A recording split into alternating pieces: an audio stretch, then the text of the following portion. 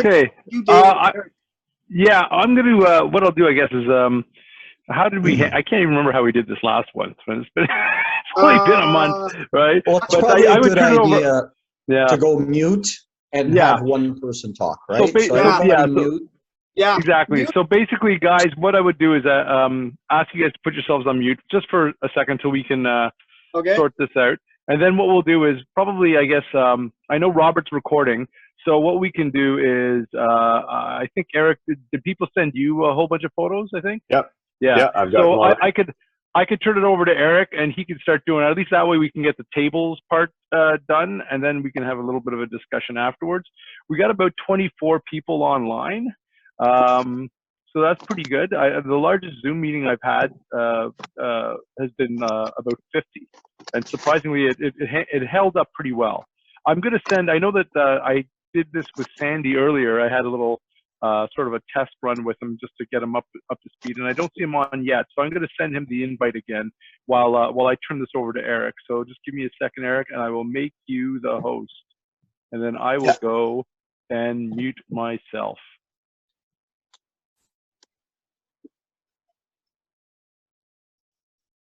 I do not like the way the Zoom hides everything else when I start sharing. But anyways, I think we have, this is Will's piece of work here to start. So maybe, Will, do you want to take us through it?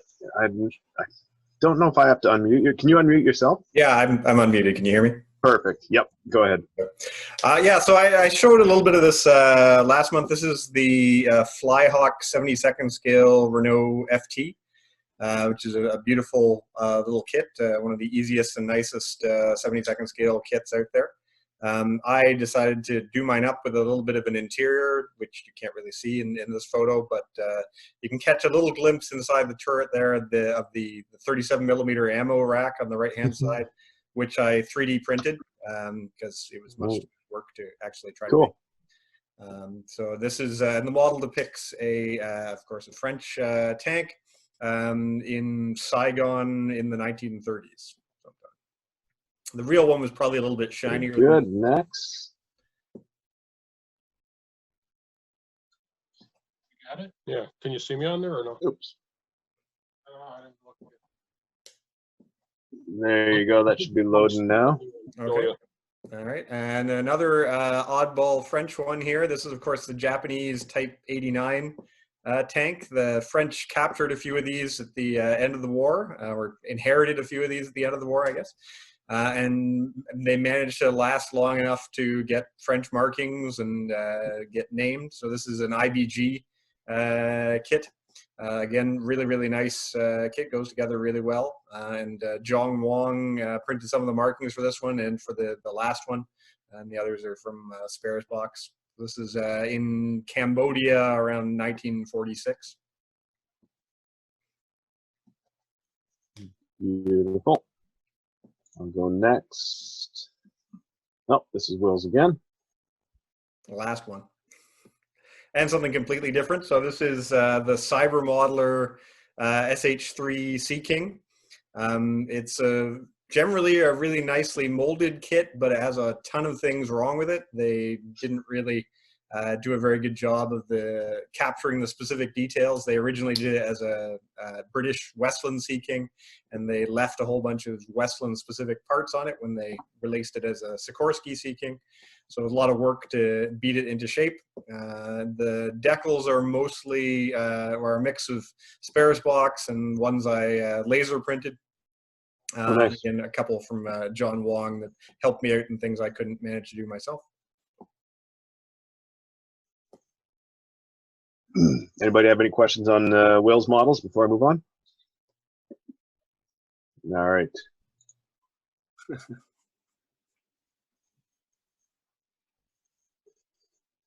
All right. Can't remember who sent me this one. If you recognize it, unmute yourself. There you go. Paul, otherwise known as Annabella. There you go, Annabella. Go ahead. Hey, Paul. Hey, how you doing? So this is just a primer coat, first primer coat. So this is a Hasegawa Canadian CH118 Iroquois, otherwise known as a Huey. Most people call it Huey. I bought this at a show because I saw it had Canadian decals on it. It's not really the best kit. Yeah. And in Canadian service, it came in 3 schemes. It came with this red and white rescue scheme, and there was a more familiar yellow rescue scheme that I use today, and then there's a green camo, like army version. So I'm making the green version. So yeah, it's not really, yeah, there's the interior. So this kit didn't come with any interior really at all, which was kind of unrealistic. So I scratch built the seats to make it a little more, at least there's something in there. If you're going to build the Canadian copters, Belcher Bits has decals, and you can get, they tell you what kits to buy. I think there's a Revell kit of the same, well, the Revell kit's a lot better, but it came with a Canadian decal, so I thought, I'd give it a try some weathering on it. Some of the parts, like I'm going to leave the doors open because the doors really don't fit too well. So, if you're going to have the doors closed, you'd have to shim it. It's more work than what I put into it. But the windows actually fit pretty well. Surprisingly, the glass is one thing that actually fits on this thing. So that's the first primer coat, and then we'll go from there, I guess. All right. Thank you, Paul.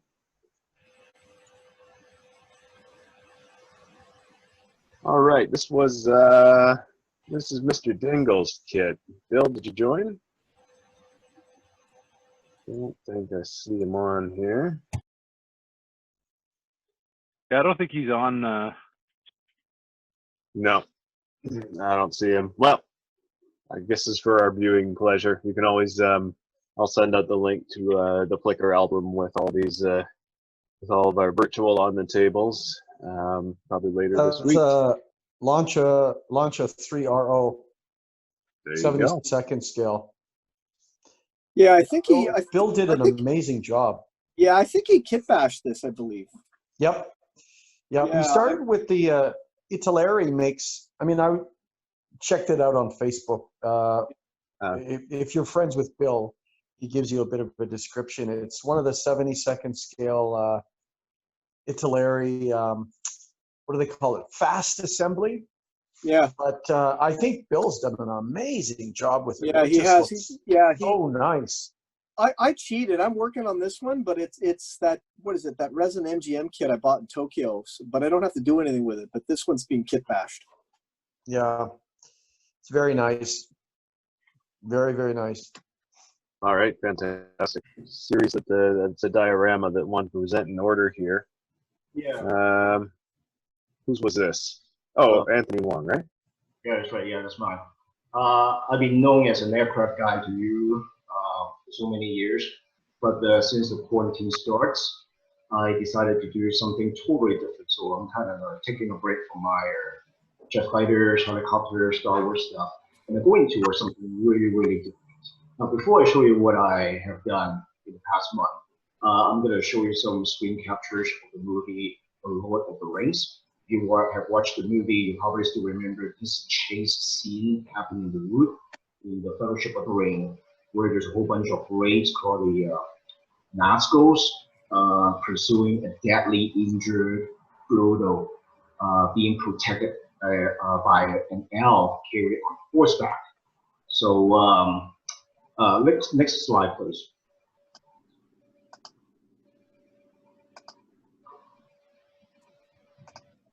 Yeah. So so what I'm trying to do is to build a diorama in 35th scales to recapture this scene. So we can see the whole bunch of horses and with the Nazgûls and also the elves carrying Frodo on the horseback, running for life. Next slide, please. I'm sorry about the resolution because at first I thought that I would shrink down the resolution for easier to send it over to Eric, but it turns out to be rather small. So the whole diorama, I'm still work in progress. There are 10 horses and 11 figures. The horses are mainly converted certain different degrees from stock kits by Sylvester, Masterbox, and Dragon models. And all the figures are scratch built, including the the elf and Doodle at the front. So I try to do them in different poses so that they don't look quite uniform. I think that the major challenge is to make them all different. Next slide, please. That's amazing. That's really Yeah, neat. I was going to say the same thing. That's there we go. Yeah. What's the scale? 35th, 1/35. It is, okay. Holy Right. cow. And Anthony, when I saw that, I thought that's not your work. You're an aircraft guy. That's great. Yeah, I really like to see some more challenging work for myself. Fabulous. Yeah. Simply fabulous. Yeah. A bit of a Douglas Lee thing There's going to be happening. some drawings of the original movie production drawings. So based on that, I do the figures, but the rest of the Nazgûls are really based on my imagination. So the process is I first use wires to make an armature first. That will form the skeleton and form the post, and then I patch it up with epoxy putty to build the muscles first. And then on top of that, I overlay the garments using the Tamiya putty. I find that the Tamiya putty is good for detailing, but in this diorama, I experiment 3 different types of putties. That includes the epoxy and the milliput, and also the Tamiya, just like I said. And I found that the epoxy is pretty soft. It's good for structure, the basic structure. And then but when it comes to detailing, the Tamiya just excels. So I can use the Tamiya to do all kinds of garments and clothes in a very dramatic pose. Did you use green stuff at all?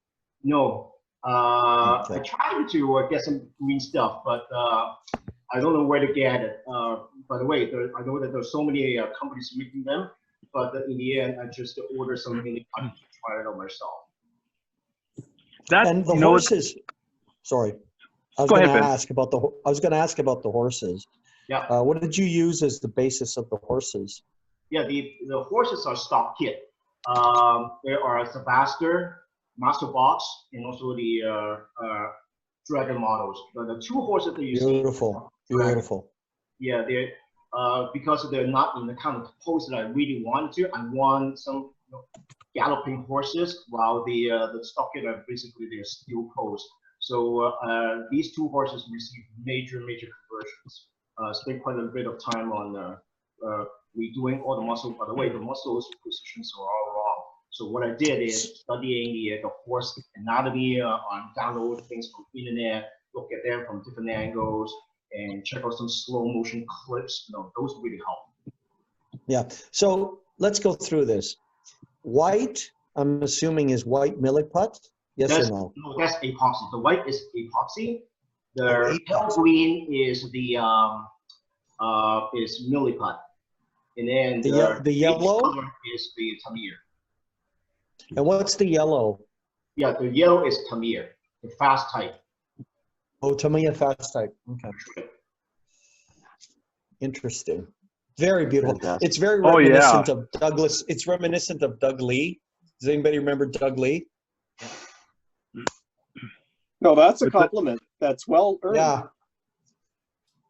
Douglas was part of our club for a few years, right, Harvey? Yeah. Yeah, he's back in Korea now.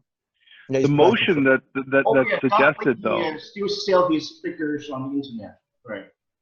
I remember that. Yeah, I remember. Like the way you've got the motion, Anthony, in the garments, that is really well done. Yes. Oh, You thank know, Yes. because I think we need a clinic on how Yeah. to get. How did you get all the folds? Did you jam stuff in there while it was drying, or what? Well, I think to do that, I gotta do a little demonstration. It's pretty hard to describe on video.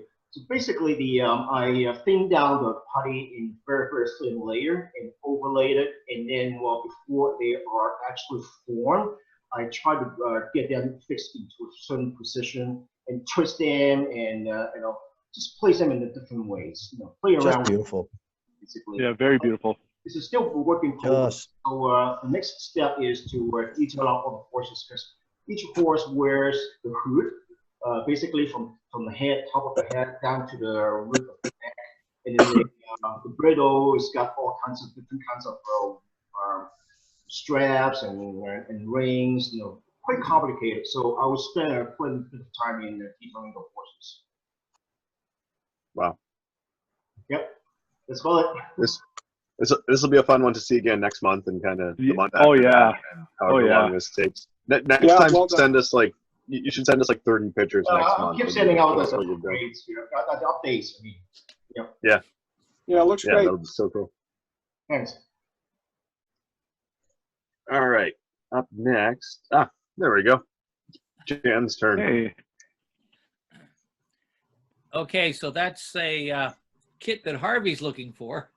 Yeah, And I thought you were going to do a big one.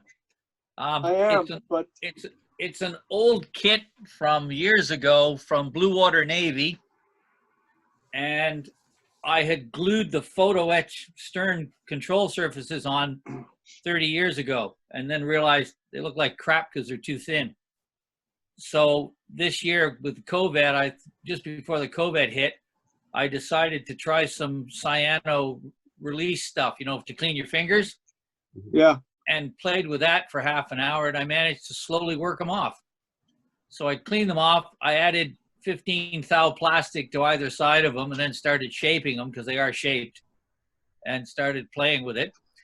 And in researching, I thought we'd had something like this out on our East Coast because I'd seen some pictures years ago from one of our vets. So I started researching it, and the Royal Navy got a bunch. 2 came to Canada, and we're out of Newfie John and Halifax to train anti-submarine warfare. Jonathan, is that, sorry to interrupt, is that conning tower the kit, or did you modify it? No, that's the kit. It's funny because I've got quarter inch to the foot scale plans here, so I know what some of them look like. Let's see them. Oh, okay. Let's see them. Well, it is show and tell.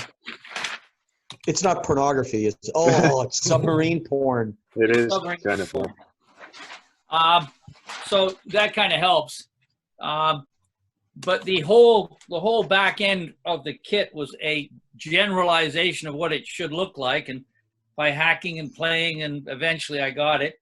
I think I've knocked the back end off twice at least fully. So that was finicky. And I've got one photo showing that they were camouflaged because you can't have the conning tower black on one side and white on the other when the sun's straight up above from all the other shadows. So it's pretty hard to see. But then I found in one of my research books the actual colors that it should be. So that's in a rough painting behind it.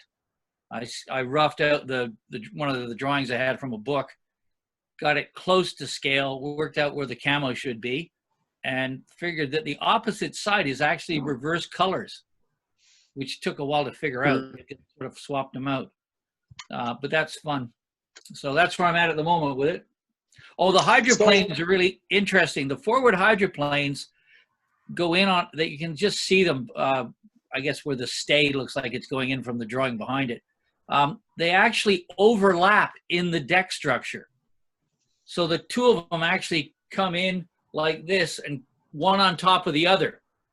And then when she goes out, they come out and are used, which is the weirdest thing out, because at first I thought they'd put the covering for the mechanism at different heights. I thought they'd screwed up the casting. And then I pulled out my plans and realized that no, the starboard blade is above the port one. So it's a neat little way to do it. They didn't do it on all of them, but these had them. So that was cool. John, is that a Yankee Model Works kit? I'm just doing a little research while we're talking. I have it as Blue Navy? Blue Water Navy.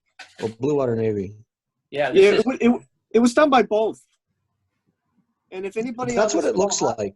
Yeah, if anybody on this call has one, I'll get one. I'd like to buy one. Have you checked eBay yet? Or yeah, Harvey, if you'd asked me 2 months ago, I would have put this one in a mold and made you one. Don't worry. When you bring it out to the club, I'll just steal it, repaint it in U.S. markings. No, you won't. I was offered a job of making something for a famous American this month and told them no. Looks great, Jonathan. That's fabulous. All American stuff. You got a unique subject there. That's cool. Oh, for sure. That's why I like it. Yeah. All right, another one by Jonathan here. Yeah, I'm sorry about the lighting. I got too much forward light on the thing and a white background. That's a Soviet Project 613 submarine, aka NATO Whiskey class. And this boat was known as, the actual boat is S-363. It's the one that ran aground in Sweden in '81, about 12K from the Swedish naval base, and they claimed that they'd lost their navigational system. Mind you, they got past the lighthouse and a bunch of narrows and still made it that far. But it was nicknamed Whiskey on the Rocks. So I thought that was a good story, so I went with it. I'm still playing with it. I don't know what you can see from there, but there's the con. The hardest part of that was making the windows. There's actually in the kit, it's just a solid thing, and you'd paint them black. But to make the windows, I tried bending acrylic, I tried butyrate, and in the end, what I did was I took a small piece of acrylic rod. I drilled it, I polished it, I then turned it to the outside diameter of the con, or where it's supposed to be, and then I made a cutting tool to cut off a sliver of it, cut that in half, and then stuck that on the con and built the side pieces up. Wow. But it works. So it was. What scale, which kit? 350, and it's a micromere.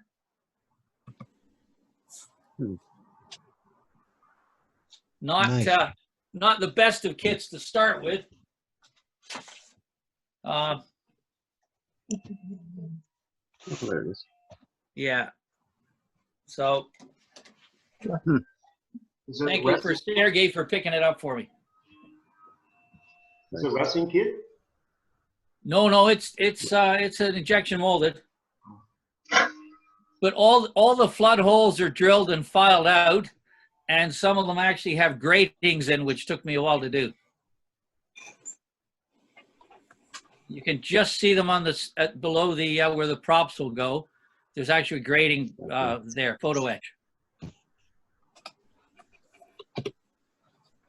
Looks great. Very nice. It'll get there eventually. Excellent. Yeah. All right, that was the last one that I had for show and tell, unless anybody's emailed me in the meantime. No, doesn't look like it. So yeah, turn it back over to you, Harvey and David. Harv, you want to say anything now that we're back to being all of us on the screen here? Everybody. Yeah. I guess everyone's doing. Oh, you mean that's it for the show and tell?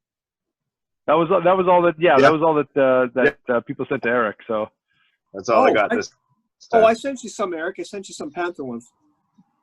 Which ones? Panthers. Yeah. When did you do that? No worries. It's not. By the way, guys, while we're busy talking, I get this. Last month I showed you that Italian bomber, right? Right. Yeah. So I get this email tonight from an editor. I can't say who because they want to keep it secret. It's going to print in like 2 weeks, apparently. That's fast. There's going to be a modeling magazine that will feature Battle of Britain. So I'm busy kind of writing the transcript tonight so I can send it off. So I've never seen an article published so quick, but I guess they're doing some special on one of the major modeling magazines will be doing something on the Battle of Britain. So watch for that. My battery's dying, gentlemen. Thank you. Catch you another time. Have a great one. See you later. John, I actually have to get going myself, so yeah. But it's been a pleasure, All right. guys. See you in the near future. Okay, See you next time. Thank you again, gentlemen. We'll try And and get back in next month. Yeah, take it easy. Thanks, Stuart. Thank you very much for attending, and we'll see everybody. We'll hopefully see everybody next month. I mean, Yeah, I'll be here. well, I say next month. It's going to be June, so who knows what's going to happen? But I got a funny feeling, like Vince said, like to continue this would be kind of nice. Right. So. Yeah, I'll Okay. drag a few more of our guys. Thank you. Right on. All right. Thank you, Dave. And See you, thanks, Gabe. Anthony, Thank you. for Take that care, sir. absolutely So long, guys. fantastic diorama. Those figures are awesome. Yeah, Looking forward Anthony. to it. Yeah. Cheers. Oh. Alex, get a shave. So. Good night, everybody. Night, guys. Night, Harvey.